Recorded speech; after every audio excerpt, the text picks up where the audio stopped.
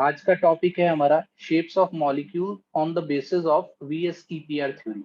Valence shell के जो electron pairs होते हैं उनके अंदर रिपल्शन जो होती है उसी के ऊपर बेस्ड होती है valence shell electron pair repulsion theory. तो हमारी valence shell electron pair repulsion theory ही डिसाइड करती है कि हमारे मॉलिक्यूल्स की ज्योमेट्री क्या होगी, उनके अंदर बॉन्ड एंगल क्या होगा। तो इसके लिए हमें कौन सी चीज को स्टडी करना होगा? ग्राउंड स्टेट के अंदर जो सेंट्रल एटम होगा उसके अंदर कितने इलेक्ट्रॉन पेयर्स हैं उनको स्टडी करना होगा। फिर हमें यह भी अंडरस्टैंड करना होगा कि अरेंजमेंट ऑफ इलेक्ट्रॉन पेयर्स किस तरीके से है। तो हमारे पास पहले हम स्टडी करेंगे जिनके अंदर लोन पेयर नहीं प्रेजेंट है, जैसे कि बाद में हम ऐड करते जाएंगे कि लोन पेयर्स के साथ स्ट्रक्चर्स किस तरीके से फॉर्म होंगे। तो पहली एग्जांपल हमारे पास, हमने ए को सेंट्रल एटम दिया है और बी जो है वो सराउंडिंग एटम है। तो हमारे पास पहला जो एग्जांपल आती है दैट इज AB2 टाइप।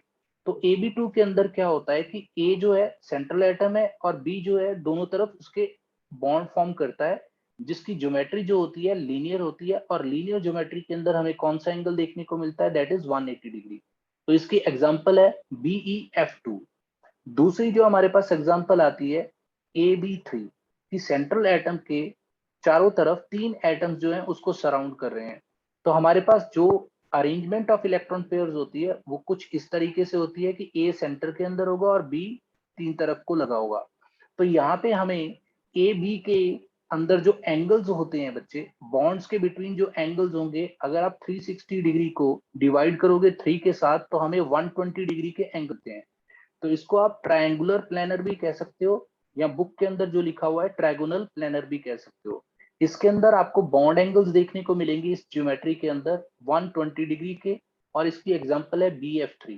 तो आपको ये इसके अंदर अंडरस्टैंड करना होगा कि ये जितना भी स्ट्रक्चर है ये प्लेनर स्ट्रक्चर होता है। तो प्लेनर स्ट्रक्चर्स का मतलब ये होता है कि वो दो ही एक्सेस के अंदर है, तीसरा एक्सेस इनके अंदर नहीं देखने को मिलेगा।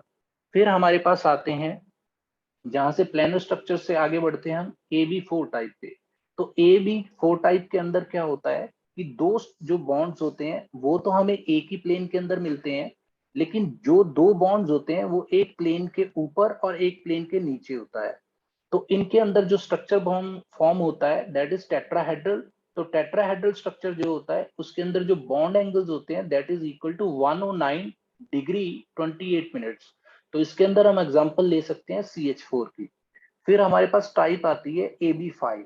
This is very important type. AB5 जो होती है इसके अंदर क्या होता है कि ए को सराउंड करते हुए तीन जो होते हैं, तीन बी जो होते हैं वो प्लेन के अंदर ही स्ट्रक्चर फॉर्म करते हैं, कि ये तीनों प्लेन के अंदर स्ट्रक्चर फॉर्म करते हैं। और जो इस तरीके से बॉन्ड्स बनते हैं प्लेन के अंदर उनको हम इक्वेटोरियल बॉन्ड्स कहते हैं। EB का मतलब यहाँ पे इक्वेटोरियल बॉन्ड्स है। तो हमारे पास दो जो ऊपर और नीचे मतलब कि अबव द प्लेन और बिलो द प्लेन जो बॉन्ड्स बने हुए हैं उनको हम एक्सियल बॉन्ड्स कहते हैं, जिसको मैंने AB से डिनोट किया है। तो यहाँ पे अगर आप 360 डिग्री को एक ही प्लेन के अंदर तीन के साथ डिवाइड करोगे तो इक्वेटोरियल बॉन्ड्स का हमारे पास जो एंगल आता है वो आता है 120 डिग्री। तो एक्सियल जो बॉन्ड्स होते हैं उनका एंगल हमारे पास 90 डिग्री आता है। तो इसकी एग्जांपल है PCl5। तो इनके अंदर ये चीज जरूर ध्यान रखना कि जितना बड़ा एंगल होगा उतना ही ज्यादा मॉलिक्यूल स्टेबल होगा। तो इसका मतलब अगर इसको आप PCl3 के अंदर चेंज कर रहे हो, PCl5 को अगर आप इसको चेंज कर रहे हो PCl3 के अंदर, तो जो कम एंगल्स पे लगे हुए बॉन्ड्स होंगे वो पहले ब्रेक होंगे। तो इसका मतलब अगर PCl5 खुद को PCl के अंदर कन्वर्ट कर रहा है तो हमारे जो एक्सियल बॉन्ड्स होंगे वो ब्रेक डाउन होंगे, क्योंकि उनके अंदर रिपल्शन ज्यादा देखने को मिलेगी क्योंकि बॉन्ड एंगल कम है। फिर हमारे पास आ जाता है ऑक्टाहेड्रल ज्योमेट्री। ऑक्टाहेड्रल के अंदर AB6 टाइप देखने को मिलेगी। ए को सराउंड किए हुए छह आपको बी दिखेंगे। तो छह के अंदर से जो चार होते हैं वो प्लेन के अंदर होते हैं, और जो प्लेन के अबव होगा और एक प्लेन के नीचे होगा। तो हम ऊपर और नीचे वाले प्लेन के अंदर जो होते हैं, प्लेन के अबव और जो बिलो होते हैं उनको हम एक्सियल बॉन्ड्स कह देते हैं, और जो प्लेन के अंदर होते हैं उनको हम इक्वेटोरियल बॉन्ड्स कहते हैं। तो इक्वेटोरियल बॉन्ड्स और एक्सियल बॉन्ड्स का यहाँ पे आपको 90 डिग्री एंगल मिलेगा। तो यहाँ पे हमारे पास क्या है कि स्टेबिलिटी हमारी बराबर है, इक्वेटोरियल बॉन्ड्स की स्टेबिलिटी भी बराबर है और जो एक्सियल बॉन्ड्स है उनकी स्टेबिलिटी भी बराबर है। तो यहाँ पे एग्जांपल देखो आप SF6। तो हमारे पास जो लास्ट टाइप आती है दैट इज AB7, जिसको हम कहते हैं पेंटागोनल बाइपिरामिडल। तो बाइपिरामिडल कोई भी स्ट्रक्चर होगा, जैसे यहाँ पे हमने ट्राइगोनल बाइपिरामिडल देखा था कि प्लेन के अबव और प्लेन के बिलो जो स्ट्रक्चर्स फॉर्म होते हैं उनके साथ हम बाइपिरामिडल जोड़ देते हैं। तो यहाँ पे हमारे पास AB7 टाइप है, जिसके अंदर जो ए को सराउंड करते हुए 5 एटम्स हैं बी के, वो क्या करते हैं कि एक ही प्लेन के अंदर होते हैं, और 360 डिग्री को अगर आप डिवाइड करोगे 5 से तो आपके पास कौन सा आंसर आएगा, 72 डिग्री। अब देखो बिल्कुल ऑपोजिट केस हो गया, यहाँ पे इक्विटोरियल बॉन्ड्स जो थे वो 120 डिग्री एंगल पे थे, वो ज्यादा स्टेबल थे। एक्सियल बॉन्ड्स लेस स्टेबल थे in case of trigonal bipyramidal. But in case of pentagonal bipyramidal जो इक्विटोरियल बॉन्ड्स होते हैं वो 72 डिग्री पे होते हैं, और एक्सियल बॉन्ड्स जो होते हैं अबव द प्लेन और below the plane, those are of 90 degree. तो यहाँ पे हमारे पास एग्जांपल आ गई IF7 की। तो IF7 के अंदर से अगर ये मॉलिक्यूल ब्रेक डाउन करता है तो सबसे पहले हमारे पास इक्विटोरियल बॉन्ड्स जो होंगे वो ब्रेक होंगे। इस चीज को आप जरूर अंडरस्टैंड करना। तो उसके बाद हमारे पास जो टॉपिक आता है वो आता है मॉलिक्यूल्स विद लोन पेयर्स। तो हमारे पास एल से हम लोन पेयर को डिनोट करेंगे। तो हमारे पास AB2 मतलब कि सेंटर एटम जो है, हमारे पास सेंट्रल एटम है वो एक है, सेंट्रल एटम के सराउंड में 2 बी हैं और एक लोन पेयर है। तो इसके अंदर आपको शेप किस तरीके की देखने को मिलेगी कि बी के साथ ये बॉन्ड्स होंगे। तो अब valence shell electron pair repulsion theory का इंपॉर्टेंट पॉइंट कौन सा था कि लोन पेयर के अंदर सबसे ज्यादा रिपल्शन देखने को मिलेगी, लोन पेयर बॉन्ड पेयर में उससे कम रिपल्शन देखने को मिलेगी, और सबसे कम रिपल्शन हमें देखने को मिलेगी किसमें, बॉन्ड पेयर और बॉन्ड पेयर में। तो इसका मतलब यहाँ पे ये एंगल बढ़ जाएगा और जो बॉन्ड पेयर और बॉन्ड पेयर के बीच में जो एंगल होगा वो कम हो जाएगा। तो यहाँ पे इस स्ट्रक्चर्स को हम क्या कहते हैं, एंगुलर भी कह सकते हैं। इन स्ट्रक्चर्स को हम एंगुलर भी कह सकते हैं, बेंट स्ट्रक्चर कह सकते हैं, या वी शेप्ड कह सकते हैं। तो इनके अंदर जो एंगल बनता है दैट इज 119.5 डिग्री का देखने को मिलता है। और एग्जांपल हमारे पास SO2 जो गैस होती है उसकी एग्जांपल आप यहाँ पे रख सकते हो, क्योंकि आपको देखने को मिलेगा कि सल्फर के साथ 2 ऑक्सीजन जुड़े हुए हैं और एक लोन पेयर प्रेजेंट है। फिर हमारे पास आता है AB3L। तो इसका मतलब क्या है कि सराउंडिंग जो बॉन्ड्स बनेंगे वो 3 बॉन्ड्स फॉर्म होंगे और लोन पेयर एक प्रेजेंट होगा। तो इस स्ट्रक्चर को हम पिरामिडल कह देते हैं, या कुछ बुक्स के अंदर इसको टेट्राहेड्रल भी लिख दिया जाता है, लेकिन ये परफेक्टली टेट्राहेड्रल स्ट्रक्चर नहीं होता है, क्योंकि परफेक्टली टेट्राहेड्रल स्ट्रक्चर हमने जो पहले देखा था CH4 का देखा था। तो यहाँ इसका पिरामिडल स्ट्रक्चर फॉर्म होता है, और पिरामिडल स्ट्रक्चर के अंदर हमें 107.5 डिग्री का एंगल देखने को मिलता है। और एग्जाम्पल के अंदर क्या होता है कि नाइट्रोजन के साथ ये हाइड्रोजन, ये अबव द प्लेन और ये बिलो द प्लेन होगा। तो यहाँ लोन पेयर की प्रेजेंस के कारण ये हमें 109.28 मिनट्स के एंगल नहीं देखने को मिलेंगे, यहाँ पे हमें 107 डिग्री 107.5 डिग्री का एंगल देखने को मिलेगा। तो NH3 इसकी एग्जांपल है। फिर हमारे पास एग्जांपल आ जाती है AB2L2। इसका मतलब हमारे पास 2 बॉन्ड्स बनेंगे यहाँ पे और 2 ही लोन पेयर प्रेजेंट है। तो इस स्ट्रक्चर के अंदर वाटर मॉलिक्यूल का आपने स्ट्रक्चर देखा होगा, यहाँ पे एग्जांपल लिखिए। सबसे ज्यादा रिपल्शन किसमें होगी, लोन पेयर के अंदर, उससे कम रिपल्शन लोन पेयर और बॉन्ड पेयर के अंदर, और इस तरफ भी सेम रिपल्शन होगी। और सबसे कम रिपल्शन किसमें देखने को मिलेगी आपको, बॉन्ड पेयर और बॉन्ड पेयर के अंदर। इसको हम बेंट स्ट्रक्चर कह देते हैं। इसका जो एंगल होता है 104.5 डिग्री होता है। फिर हमारे पास AB4L आ जाता है, जिसके अंदर 4 आपको बॉन्ड्स देखने को मिलेंगे और एक लोन पेयर देखने को मिलेगा। तो इसको हम सीसॉ स्ट्रक्चर कह देते हैं, और इसके ऊपर क्वेश्चंस कुछ बनते हैं, क्योंकि इसकी स्टेबिलिटी के ऊपर हमें क्वेश्चन आ सकता है। किस तरीके से बनते हैं, देखो हमारे पास 3 तो इक्वेटोरियल बॉन्ड्स बने हुए हैं, जिसके अंदर से 2 तो हमारे पास ये जो प्लेन के अंदर लगे हुए हैं, और एक लोन पेयर लगा हुआ है इक्वेटोरियल पोजीशन के ऊपर। तो एक्सियल पोजीशन के ऊपर दोनों फ्लोरीन लगे हुए हैं। तो इस केस के अंदर देखो कि हमारी एक्सियल पोजीशन के ऊपर क्या आ गया, हमारा लोन पेयर आ गया। तो लोन पेयर आपको पता ही है कि सबसे ज्यादा रिपल्शन क्रिएट करता है, क्योंकि इलेक्ट्रॉन की डेंसिटी बहुत ज्यादा होती है लोन पेयर के अंदर। तो हमारे पास अगर हम इस स्ट्रक्चर को और इस स्ट्रक्चर को, दोनों स्ट्रक्चर्स को कंपेयर करते हैं, तो हमें पता है कि इक्वेटोरियल पोजीशन के अंदर जो पेंटागोनल बाइपिरामिडल हमने पहले स्टडी किया था, उसके अंदर हमें पता था कि इक्वेटोरियल पोजीशन के ऊपर एंगल जो होगा ये 120 डिग्री का होगा, और अबव द प्लेन और बिलो द प्लेन मतलब कि एक्सियल बॉन्ड्स जो होंगे वो 90 डिग्री पे होंगे। तो इसलिए जिसके अंदर रिपल्शन सबसे ज्यादा है, अगर हम उसको बड़े एंगल देते हैं तो हमारे पास स्ट्रक्चर स्टेबल हो जाता है। तो इसलिए ये स्ट्रक्चर जो होगा, क्योंकि लोन पेयर जो है 90 डिग्री पे आ जाएगा, तो 90 डिग्री जो होगा इस स्ट्रक्चर के जो प्लेन के ऊपर इफेक्ट करेगा, क्योंकि रिपल्शन ज्यादा होगी इसलिए ये लेस स्टेबल होगा और ये ज्यादा स्टेबल होगा। फिर हमारे पास स्ट्रक्चर्स आ जाते हैं AB3L2, जिनके अंदर हमें 3 बॉन्ड्स देखने को मिलेंगे और 2 लोन पेयर्स देखने को मिलेंगे। इसको हम टी शेप स्ट्रक्चर कह देते हैं। एग्जांपल है हमारे पास ClF3। तो यहाँ पे क्लोरीन जो है सेंट्रल एटम है और इक्विटोरियल पोजीशन के ऊपर हमें 2 लोन पेयर्स देखने को मिल रहे हैं और एक्सियल पोजीशन के ऊपर 2 बॉन्ड्स फ्लोरीन के साथ, और फ्लोरीन जो है वो इक्विटोरियल पोजीशन के ऊपर जुड़ी हुई है।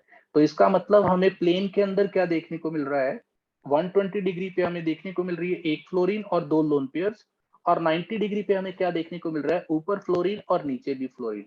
तो यहाँ भी रिपल्शन कम होने के कारण, क्योंकि लोन पेयर और लोन पेयर 120 डिग्री पे हैं, अगर आप इनके लोन पेयर्स को एक्सियल पोजीशन पे भी ले आते हो और फ्लोरीन को प्लेन के अंदर ले आते हो, तीनों के तीनों फ्लोरीन को, फिर भी स्ट्रक्चर के ऊपर कोई असर नहीं पड़ेगा, स्टेबिलिटी इक्वल होगी। क्यों होगी?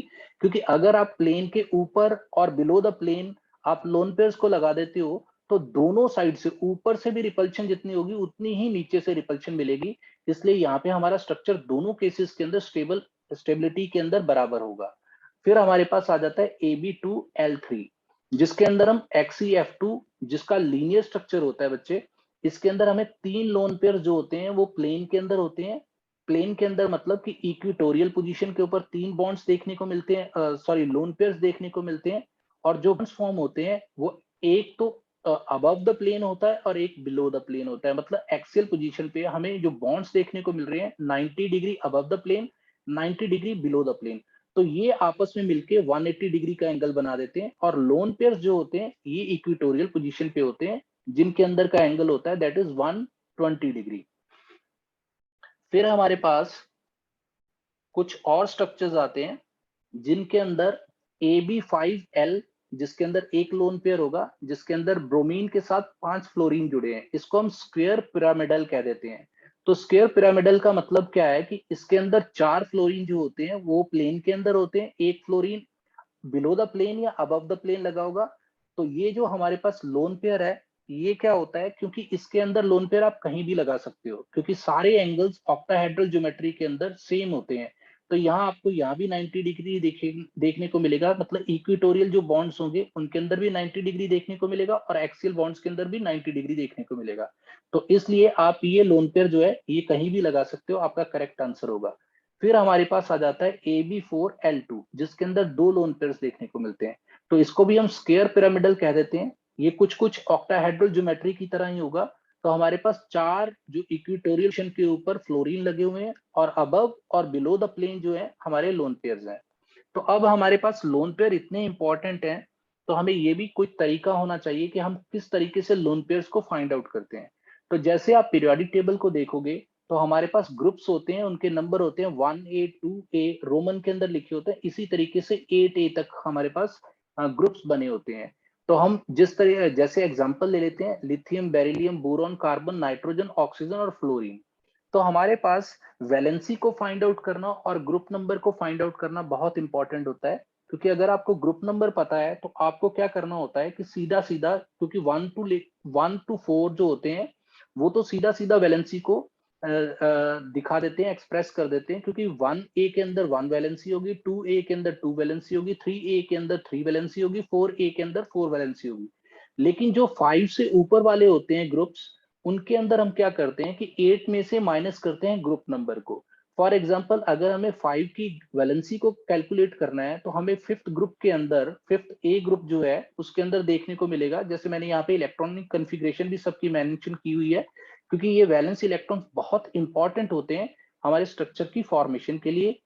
और अगर आपको फिफ्थ से ऊपर के वैलेंसी कैलकुलेट करनी है ग्रुप्स की, तो हमें क्या करना होगा कि 8 के अंदर से ग्रुप नंबर को माइनस करना होगा। फॉर एग्जांपल, फिफ्थ के लिए वैलेंसी किस तरीके से कैलकुलेट करेंगे, 8 - 5, ये फिफ्थ ग्रुप है इसलिए इसके अंदर से 5 को माइनस करेंगे तो 3 आंसर आएगा।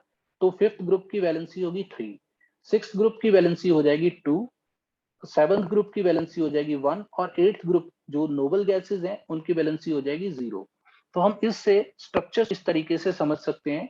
अगर आप एग्जांपल लेते हो XeF2, तो Xe जो बिलोंग करती है दैट इज एट्थ ग्रुप को बिलोंग करती है। तो एट्थ ग्रुप के जो बिलोंग करती है वो नोबल गैसेस होती हैं। तो यहाँ पे नोबल गैसेस के स्ट्रक्चर्स फॉर्म किए हुए हैं। तो हमें करना क्या है, जो सेंट्रल एटम है उसके अंदर जितने भी इलेक्ट्रॉन्स प्रेजेंट है वैलेंस शेल के अंदर, उनको क्रॉस से मेंशन कर देना है।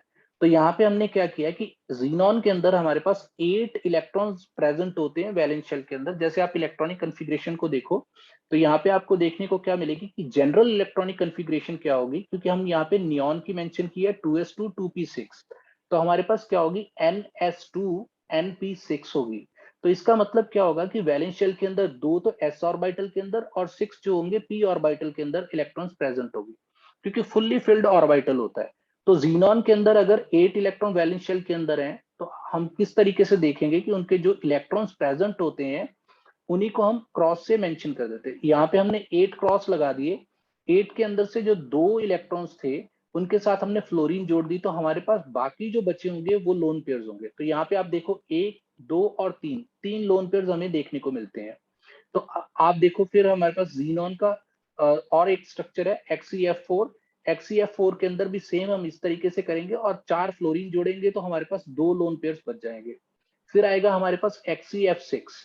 तो XeF6 का आप स्ट्रक्चर देखोगे तो आप 8 क्रॉस लगा दो और 6 के साथ फ्लोरीन जोड़ दो, हमारे पास एक लोन पेयर बचेगा। तो मैं आपको यहाँ पे एग्जांपल दिखा देता हूँ। जैसे आप ब्रोमीन की एग्जांपल लेते हो, तो ब्रोमीन BrF5 के अंदर क्या होगा कि आप ब्रोमीन के लिए 7 क्रॉस बनाओगे। तो 7 क्रॉस बनाने का मतलब क्या है कि ब्रोमीन की वैलेंस शेल के अंदर 7 इलेक्ट्रॉन्स होते हैं। जैसे ही आप 7 क्रॉस बनाओगे उनके अंदर से 5 के साथ आप फ्लोरीन जोड़ दोगे तो आपके पास 2 बचेंगे। तो वही आपको देखो एक लोन पेयर देखने को मिल रहा है। तो जीनॉन का जो हमने 4 का स्ट्रक्चर देखा था, जीनॉन के अंदर हमने 8 क्रॉस बनाए थे क्योंकि ये 8th ए ग्रुप का एलिमेंट था। तो 8 क्रॉसेस बनाए थे हमने। तो 8 के अंदर से 4 क्रॉसेस के साथ हमने फ्लोरीन को जोड़ दिया, तो फिर 4 बच गए थे। तो 4 इलेक्ट्रॉन्स बचने का मतलब क्या है कि अगर आप उसको पेयर कहोगे तो 2 पेयर्स होंगे। तो यहाँ पे देखो 2 लोन पेयर्स आपको देखने को मिल रहे हैं। फिर और एग्जांपल्स देख लेते हैं। जैसे हमारे पास वाटर मॉलिक्यूल है, तो वाटर मॉलिक्यूल के अंदर सेंट्रल एटम जो होता है ऑक्सीजन होता है, और ऑक्सीजन की वैलेंस शेल के अंदर कितने इलेक्ट्रॉन्स होते हैं 6 इलेक्ट्रॉन्स, क्योंकि ऑक्सीजन की इलेक्ट्रॉनिक कॉन्फ़िगरेशन क्या होती है 2s2 2p4। तो हमारे पास 6 इलेक्ट्रॉन्स है, 6 इलेक्ट्रॉन्स के अंदर से 2 क्रॉसेस के साथ हमने हाइड्रोजन को जोड़ दिया और हमारे पास यहाँ पे कितने 4 इलेक्ट्रॉन्स बच गए, जिसका मतलब कि 2 लोन पेयर्स यहाँ पे प्रेजेंट होंगे। फिर हम एग्जांपल ले लेते हैं H2S की। तो सल्फर जो है ऑक्सीजन के ग्रुप को ही बिलोंग करता है, इसलिए यहाँ पे 6 क्रॉसेस लगा दिए हमने और 2 क्रॉस के साथ हमने हाइड्रोजन को जोड़ दिया। तो हमारे पास 4 इलेक्ट्रॉन बचे, मतलब कि 2 लोन पेयर्स प्रेजेंट हो गए। हमारे पास ClF3 का स्ट्रक्चर है। ClF3 के अंदर हमने देखा है कि क्लोरीन के जो वैलेंस शेल होती है उसके अंदर 7 इलेक्ट्रॉन्स होते हैं।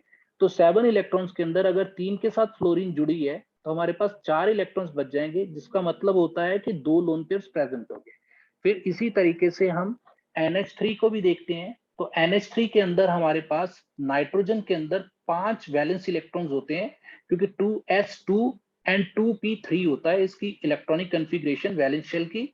और इन 5 इलेक्ट्रॉन के अंदर से 3 के साथ हाइड्रोजन कंबाइंड है, तो 2 इलेक्ट्रॉन्स बच जाते हैं, जिसका मतलब होता है एक लोन पेयर इसके अंदर प्रेजेंट है। तो अगर कोई भी चीज नहीं सही बच्चे तो आप पूछ लेना। Thank you.